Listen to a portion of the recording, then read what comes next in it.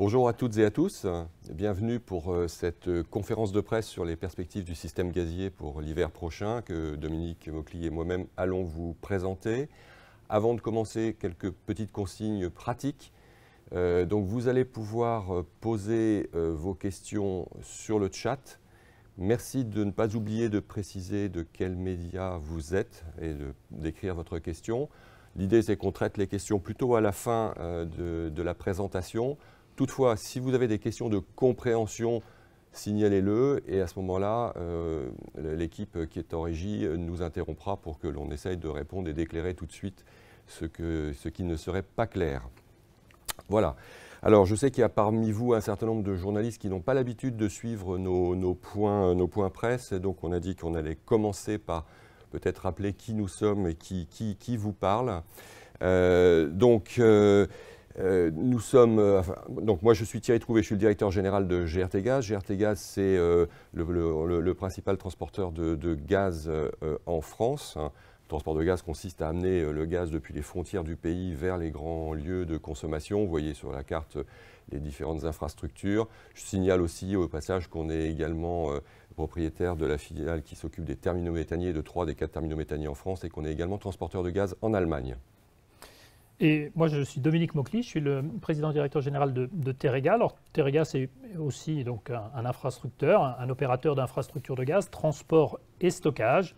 Nous avons 2 stockages en termes d'infrastructures, vous voyez les chiffres qui s'affichent, 5000 km de canalisation, mais plus concrètement, en fait, si vous regardez les consommations, on est établi dans le Grand Sud-Ouest. Dans le Grand Sud-Ouest, on est une zone essentiellement de transit. Les consommations sont certes nécessaires, puisqu'il y a des consommateurs, mais on alimente en nord-sud, dans le sens France-Espagne ou Espagne-France, le nord de la France ou l'Espagne. Et puis sinon, on permet les transits aussi du gaz qui vient de Fos et puis qui peut remonter vers le nord de la France ou aller vers l'Espagne.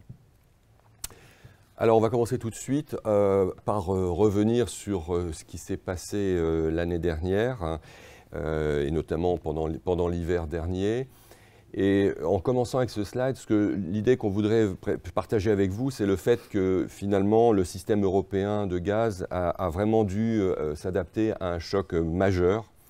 Alors sur ce graphique, on a représenté les 7 premiers mois de l'année 2021, de l'année 2022 et de l'année 2023. En bleu clair et en bleu hachuré, vous avez les importations de gaz russe. Le bleu hachuré, c'est le GNL russe. Le bleu clair, c'est le gaz arrivant par canalisation. En bleu foncé, vous avez les autres entrées de GNL. Et le rose, c'est le reste, c'est-à-dire les autres entrées terrestres de gaz en Europe. Donc vous voyez tout de suite, quand on regarde les 2 barres bleues du bas, bleu clair et bleu hachuré, vous voyez tout de suite que c'est un véritable effondrement des quantités de gaz russe auxquelles il a fallu faire face, puisqu'en 2 ans, on a perdu 75% de ces livraisons russes. Comment est-ce que l'Europe s'est adaptée à cela? Eh bien d'abord, en réduisant la demande. Vous voyez sur la ligne rouge du dessus que la demande de gaz entre 21 et 23 a globalement été réduite de l'ordre de 20%. Et le deuxième levier qui a été utilisé, évidemment, c'est le GNL, c'est l'augmentation, quasi doublement, 93% ici, du GNL d'origine, tout le monde confondu, sauf la Russie. Au passage, ce graphique permet aussi de remettre un petit peu les choses en place en termes d'augmentation du GNL russe. Il y a eu pas mal de communication là-dessus. Alors c'est vrai qu'elle existe, elle est sur le graphique, alors on ne la voit pas forcément de manière très forte parce que ce n'est pas très gros. Elle est en pourcentage de l'ordre de 37% sur ce graphique, entre 21 et 23.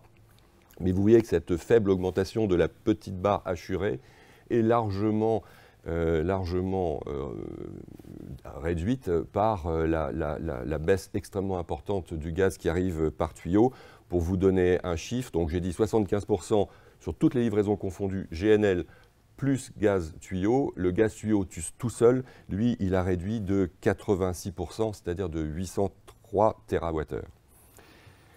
Donc voilà ce à quoi il a fallu faire face. Et comment est-ce qu'on y a fait face? Eh bien, en matière d'infrastructure, il a fallu faire un véritable tour de force en 1 an et demi, 2 ans à peu près, pour rendre possible le renversement total des flux qui venaient de l'Est et qui allaient vers l'Ouest. Et comme vous le voyez maintenant, les flux viennent de l'Est, de l'Ouest et vont vers l'Est. Ils vont aussi du Sud vers le Nord, là où avant on était plutôt dans le sens inverse. Ça a été rendu possible par la création de nouveaux points d'entrée GNL tout autour de l'Europe, notamment ceux qui sont représentés en orange sur cette carte. Donc des terminaux méthaniers flottants.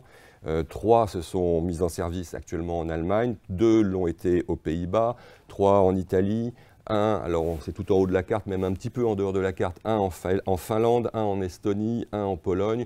On peut signaler aussi le terminal d'Elmusel en Espagne qui avait été construit mais jamais mis en service et qui a été mis en service au mois de juillet dernier. Et bien sûr en France, le terminal du Havre qui n'est pas encore en service mais qui devrait être mis en service prochainement. Tout ça, ça représente 22% d'augmentation des capacités de regazéification en Europe. Alors c'est le phénomène majeur, mais il y a aussi d'autres investissements qui ont été faits dans les tuyaux. On voit par exemple le Baltic Pipe dans le nord de l'Europe. Et puis en France également, il y a eu des choses sur l'interconnexion avec l'Espagne. Oui, en fait, l'interconnexion avec l'Espagne, ses capacités ont été augmentées pour permettre justement au gaz naturel liquéfié qui potentiellement arrive en Espagne de remonter vers la France. Donc les capacités à l'interconnexion ont été augmentées de 40 gigawattheures par jour et donc de 6 TWh pour l'hiver. Dominique ? Oui, alors bien évidemment, une question importante, c'est celle des prix. Alors, vous avez vu les conséquences sur les flux de la crise, de la guerre entre l'Ukraine et la Russie. Elle a eu un impact effectivement sur les prix et dans l'hiver qui a du déclenchement de la guerre, donc très clairement, les prix étaient très élevés, de l'ordre de 95 € du mégawattheure. Ensuite, sur l'hiver qui vient de se dérouler, on est passé à un stade un petit peu inférieur, aux alentours de 65 € du térawattheure. Donc, globalement, une petite baisse, une stabilité. Et aujourd'hui, donc, on envisage, même si aujourd'hui on a des prix qui sont compris entre 30 et 40 € du mégawattheure, quand on regarde les prix que l'on a devant nous, les prix futurs pour cet hiver, on est aux alentours de 50 € du mégawattheure. Donc, typiquement, une baisse de l'ordre de 30% dans les prévisions de ces prix futurs projetés sur le marché. Si maintenant, on regarde dans le détail les flux et comment les flux ont évolué, alors ce graphique est un petit peu compliqué, je pense que c'est le plus compliqué de notre présentation. Ceux qui étaient là l'année dernière l'ont déjà vu, je vais réexpliquer comment il doit se lire. Donc, pour chaque point d'entrée, Norvège, Belgique, Suisse, etc., vous avez 2 petits graphiques. Le graphique de gauche, c'est le graphique qui montre ce qui s'est passé à l'hiver 2021-2022 et le graphique de droite à l'hiver suivant, donc le dernier hiver 22-23. Quand la couleur est bleue, ça veut dire que c'est du gaz qui est entré en France. Quand la couleur est orange, c'est du gaz qui est sorti de France. Et les graphiques, je le précise, sont à l'échelle, c'est-à-dire que plus c'est haut, plus ce sont des quantités importantes et inversement. Donc si maintenant on regarde ce qui s'est produit donc, en comparant les 2 hivers précédents, sur les points de sortie, on voit que la Belgique, qui s'était comportée comme avant, comme un point d'entrée en début de l'hiver il y a 2 ans, a été pendant tout l'hiver dernier un point d'entrée, sauf à la toute fin de l'hiver, ça correspond à peu près au mouvement social sur les retraites en France que nous avons connu. Du côté de l'Allemagne, le renversement s'est vraiment fait d'une année sur l'autre, puisque l'Allemagne était un point d'entrée il y a 2 ans. L'hiver dernier, ça a été un point de sortie. À l'hiver dernier, ça a été un point d'entrée. Alors, vous ne voyez pas toute l'année, ça dépend des conditions de réseau, mais dès que c'était possible, dès que les conditions de marché le permettaient également, c'est-à-dire qu'il y avait un intérêt à le faire, ces transits ont eu lieu vers l'Allemagne. Vous voyez également que du côté de la Suisse, la sortie vers la Suisse, qui va à la fois vers l'Italie et vers l'Allemagne, les quantités, donc on est resté en situation de point de sortie, mais le point de sortie a été utilisé au maximum de ses capacités pendant l'hiver dernier, ce qui n'était pas le cas l'hiver précédent. Alors, comment est-ce qu'on a transformé ces points qui étaient habituellement des points d'entrée en points de sortie? C'est évidemment grâce aux quantités de gaz qui arrivent de l'autre côté, à l'ouest. Alors la Norvège, paradoxalement, vous voyez que les quantités qui sont entrées depuis la Norvège sont un peu plus faibles l'hiver précédent que l'hiver qu'il y avait d'avant. En revanche, le gros des quantités supplémentaires, c'est bien sûr le GNL, puisque les quantités qui étaient déjà très considérables, qui étaient arrivées à l'hiver 21-22, pardon, ont été encore augmentées à l'hiver 22-23. Donc c'est le GNL venant des terminaux méthaniers, mais c'est aussi du gaz et un peu, il faut le dire, du GNL venant d'Espagne. Tout à fait. Pas de commentaire là-dessus. Non, non. Bon. Donc voilà, sur l'Espagne, on voit que, alors parfois ça rentre, parfois ça sort, mais globalement, c'est quand même plutôt entré l'hiver dernier, là où ça sortait plutôt l'hiver précédent. Alors, sur les stockages, maintenant, comment s'est passé l'hiver? Alors, l'hiver, vous en avez une représentation ici. En fait, vous voyez, du coup, c'est intéressant parce que ça vous illustre comment fonctionnent les stockages en moyenne. Alors, au début d'hiver, vous avez des stockages qui sont remplis et puis qui sont utilisés le moins possible. Et puis ensuite, vous avez une première pointe de froid. Lors de cette première pointe de froid, vous avez effectivement en décembre des sorties importantes de gaz issus des stockages qu'il était nécessaire de faire sortir justement pour permettre l'équilibre du système gazier. Et puis ensuite, une période de redoux. Alors, ces périodes de redoux, c'est un petit peu nouveau depuis maintenant 2 ou 3 ans, mais elles permettent justement de re-remplir un petit peu les stockages. Et c'est là où vous voyez la courbe qui se trouve en dessous de l'abscisse, parce qu'elle permet justement, dans ces périodes-là, on peut injecter du gaz. Les consommations sont un petit peu plus faibles. Vous verrez les niveaux tout à l'heure. Et puis ensuite, on repasse en utilisation en fin de période d'hiver, de ces stockages jusqu'à la fin de l'hiver. Et ça permet d'équilibrer les consommations, les origines de gaz, à la fois en provenance du gaz naturel liquéfié, de compenser parfois des arrivées qui sont un petit peu plus faibles en provenance, par exemple, de la Norvège. Donc les stockages se stabilisent dans une situation qui est une situation extraction de gaz et remise de gaz sur l'ensemble du réseau pour se terminer en fin d'hiver et ensuite reprendre une stabilité. C'est-à-dire, en fait, à ce moment-là, pendant une certaine période, vous n'aurez plus ni injection ni extraction. On est dans les périodes, en général, étales qui vont accompagner les périodes de maintenance. Et puis ensuite, on repart en injection en fin d'été. Alors voilà pour ce petit retour en arrière sur ce qui s'est passé l'hiver précédent. On va maintenant regarder les perspectives pour l'hiver prochain, avec un petit rappel d'abord. Voilà, alors pour rebondir sur ce que je venais de dire, en fait vous avez les volumes ici qui sont des volumes consommés sur l'ensemble de la période d'hiver, les volumes de gaz. Bon, le système gazier, il doit répondre à deux contraintes, assurer la livraison de gaz sur l'ensemble de l'hiver, et donc c'est ce qui se passe la plupart du temps, et ensuite assurer aussi la fourniture de gaz au moment où on a des journées très froides. Alors, les ordres de grandeur, en été, on est plutôt en dessous de 1000 gigawattheures par jour de consommation gazière. Pendant la période d'hiver, on va monter entre 1500 et 2000 gigawattheures par jour. Et puis, on peut monter dans les périodes froides, donc des journées froides, jusqu'à 3000 gigawattheures par jour. C'est ce qui se produit ici. Et donc, l'utilisation des composantes GNL entrée-stockage va être utilisée par les expéditeurs pour satisfaire cette demande. Donc, typiquement, les stockages, il faut les préserver, ce qu'on vous dira tout à l'heure, pour ces périodes de consommation très froides qui peuvent intervenir en fin de période. Alors, justement, les stockages.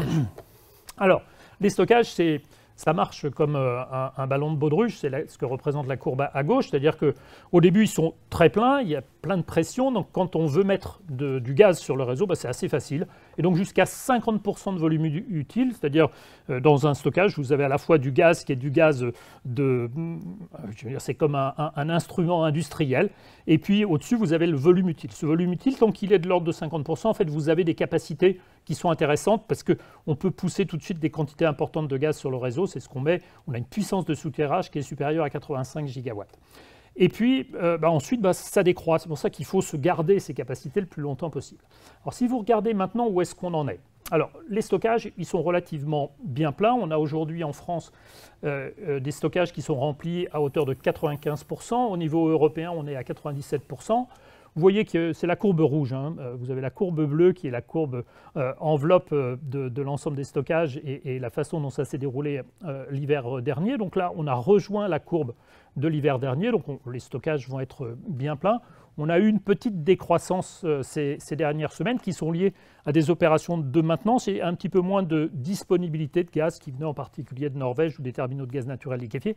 Donc vous voyez que même dans ces périodes où il faut remplir, quand il y a des maintenances, en fait, les stockages ont la flexibilité pour assurer, en tout cas, le fonctionnement du réseau au mieux.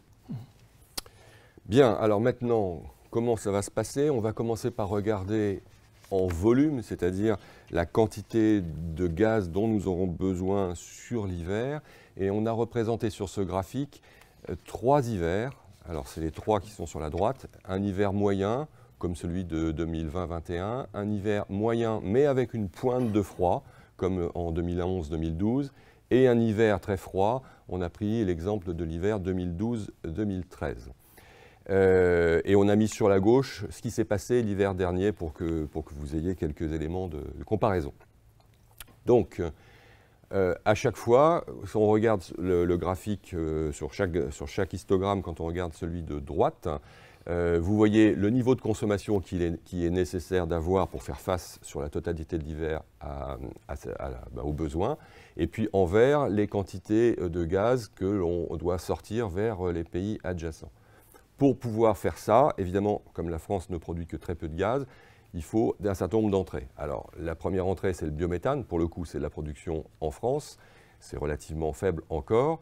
Vous voyez qu'ensuite, en rose, orange, rouge, je ne sais trop, c'est la contribution des terminaux méthaniers. En bleu, c'est la contribution des stockages. Et en vert, ce sont les autres entrées, enfin les entrées terrestres, donc essentiellement la Norvège aujourd'hui, et puis également l'Espagne.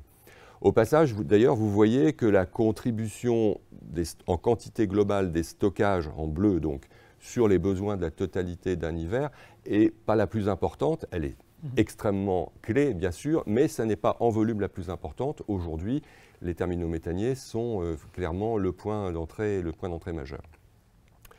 Alors, la conclusion de ces 3 slides, c'est que ça passe. C'est-à-dire que le système est équilibré, on a autant de ressources de gaz que de besoins. Quelles sont les hypothèses que nous avons faites pour arriver à cette conclusion? D'abord, nous avons pris l'hypothèse qu'il y aurait un niveau de stockage important en début d'hiver. Vous voyez, on a pris 91%. 91%, c'est moins que 95% dont parlait Dominique tout à l'heure. Le mois d'octobre n'est pas terminé. Il pourrait être froid. Ouais. Pour l'instant, on ne peut pas dire que ce soit le cas, mais il pourrait être froid, on pourrait avoir besoin de consommer un petit peu les stockages, et donc voilà, c'est un chiffre par prudence. Ensuite, on a fait 2 autres hypothèses qui sont importantes, sur lesquelles on va revenir au slide suivant. C'est un apport soutenu de GNL et aux points d'entrée terrestre que sont donc l'Espagne et la Norvège, et le maintien de la sobriété telle qu'on l'a observé lors de l'hiver dernier. Concernant les besoins pour produire de l'électricité, nous avons travaillé comme d'habitude avec RTE. Nous avons pris les hypothèses de RTE, c'est-à-dire ce qui a été réalisé en hiver moyen, ce qui a été réalisé l'hiver dernier, ce qui est plutôt là aussi de la prudence. Et en hiver froid, en situation contrainte, on a pris ce qui était anticipé, ce qui était redouté pour l'hiver dernier, qui finalement ne s'est pas produit, ce qui là aussi est une marge de sécurité par rapport à ce que RTE anticipe. Et puis, bien sûr, on a pris aussi comme hypothèse que le FSRU du Havre, le nouveau terminal méthanier, serait en service pour l'hiver prochain. Voilà, donc sur ce slide-là, ce qu'il faut retenir, c'est que ça passe. Et le même slide l'année dernière montrait des déficits sur les hivers les plus froids. Donc vous voyez que là, c'est mieux que l'hiver dernier. Maintenant, regardons quand même ce qui se passe sur 2 sensibilités. Donc là, on reprend un hiver le plus froid qui était dans la slide précédente. Et cette fois-ci, on va regarder différentes hypothèses d'approvisionnement sur le GNL et sur la frontière espagnole, Pyrénéos, qui est quand même essentiellement du gaz, également du GNL qui passe par l'Espagne. Si on a donc les terminaux méthaniers et Pyrénéos qui fonctionnent à 90% ou plus, on n'a pas de déficit. C'est le graphique qui était sur le slide précédent. En revanche, si ces entrées ne sont sollicitées qu'à 80% de leur capacité, vous voyez qu'on commence à faire apparaître sur la durée totale de l'hiver un déficit de l'ordre de 2,4% de la consommation. Et a fortiori, si on est à 70% d'utilisation seulement de ces points d'entrée, en moyenne, eh bien à ce moment-là, on arrive à un déficit qui est proche de 10% de la consommation. Donc la conclusion de cette première partie, c'est qu'évidemment, pour passer l'hiver dans de bonnes conditions, nous avons besoin de quantités importantes de gaz qui entrent en France et notamment, évidemment, sous forme de GNL. La deuxième sensibilité que nous avons faite, c'est de regarder sur la sobriété. Je vous ai dit tout à l'heure, le graphique précédent, on a fait l'hypothèse qu'on avait la même sobriété, le même niveau de consommation de la part des Français et des industriels que pour l'hiver précédent. Qu'est-ce qui se passe si ça n'est pas le cas? Donc là, cette fois-ci, on a représenté de nouveau donc, le déficit de gaz éventuel avec une reprise de la consommation sur les distributions publiques de 4% en données corrigées du climat. Et on a repris la consommation moyenne des 10 dernières années du secteur industriel, ce qui fait une augmentation très considérable, de 34% de la consommation. Avec cette hypothèse donc, de reprise de la consommation, vous voyez qu'on fait apparaître potentiellement des déficits de l'ordre de 4% avec des points d'entrée sollicités à 90%. Et évidemment, si on sollicite les points d'entrée à 80% ou à 70%, le déficit s'accroît à 10%, voire à 17% de la consommation. Donc ce qu'il faut retenir de ce slide, enfin de ces deux slides, c'est qu'en volume, sur l'hiver, globalement, ça passe, quel que soit l'hiver, à deux conditions. La première, c'est de maintenir la sobriété telle que nous l'avions faite l'année dernière. Et la deuxième, c'est d'avoir des approvisionnements soutenus en GNL et depuis l'Espagne, comme nous l'avons observé également l'année dernière. Maintenant, on va regarder ce qui se passe en pointe. Vous vous souvenez du petit graphique que Dominique a montré? Il y a le volume, la grande zone grise, et puis il y a qu'est-ce qui se passe les jours de pointe. Donc, on regarde cette fois-ci, on oublie l'hiver dans sa totalité, on regarde une journée très froide en hiver, une journée telle qu'il s'en produit une tous les 50 ans. Donc il fait vraiment très froid. À la limite, le reste de l'hiver peut être chaud, mais là, on regarde une journée très très froide. Et là, il faut évidemment mobiliser tous les moyens pour pouvoir faire face. Et alors, on a regardé deux journées de ce type-là. Une journée plutôt en début d'hiver, c'est-à-dire entre le décembre et mi-février. Donc c'est là qu'évidemment, il fait le plus froid, les pointes sont les plus importantes à couvrir. Donc, à droite, toujours, même logique, la consommation en bleu foncé. Au-dessus, les exportations telles que nous les observons actuellement. À gauche, comment est-ce qu'on fait pour satisfaire cette consommation? Le biométhane qui est produit en France, la contribution des terminaux méthaniers, la contribution des stockages. Là, on fait l'hypothèse que puisqu'on est en début de saison, les stockages sont encore remplis à au moins 45%. Et donc la contribution que vous voyez, et puis enfin l'importation depuis les autres points, la Norvège et puis l'Espagne. Et là, cette fois-ci, contrairement au slide précédent, vous voyez que les stockages, c'est la contribution majeure dans une journée de pointe de ce type-là, ce qui montre bien l'importance de ces stockages. Donc la conclusion de ce slide, c'est que ça passe, c'est-à-dire que la colonne entrée est supérieure à la colonne sortie. Vous voyez, on a une marge de 100 gigawattheures sur la journée. Donc, ma foi, globalement, on est raisonnablement confiant sur une journée de ce type-là. Le même graphique l'année dernière montrait un déficit. Donc cette fois-ci, on est effectivement en meilleure situation. On a aussi regardé ce qui se passe en deuxième partie d'hiver, c'est-à-dire on est cette fois-ci après la mi-février, en deuxième partie d'hiver. Alors, sur le graphique de droite, vous voyez la consommation est plus faible que précédemment. Pourquoi? Parce qu'à partir de mi-février, il fait statistiquement moins froid qu'au cœur de l'hiver. D'où une baisse, vous voyez ici, de 227 gigawattheures jour de la demande. Mais en deuxième partie d'hiver, selon la manière dont les stockages ont été utilisés, les stockages ont été davantage vidés et comme Dominique l'expliquait, du coup le débit de sortie des stockages est moins important. Si les stockages sont remplis à 20%, eh bien à ce moment-là, on a leur capacité à sortir du gaz dans une journée est diminuée de 572 gigawattheures jour, ce qui est assez significatif. Et donc, quand on empile de nouveau nos petits cubes, consommation d'un côté, export, importation, stockage, terminaux, biométhane, vous voyez que cette fois-ci, on fait apparaître un déficit de l'ordre de 148 gigawattheures jour, c'est-à-dire à peu près 3-4%.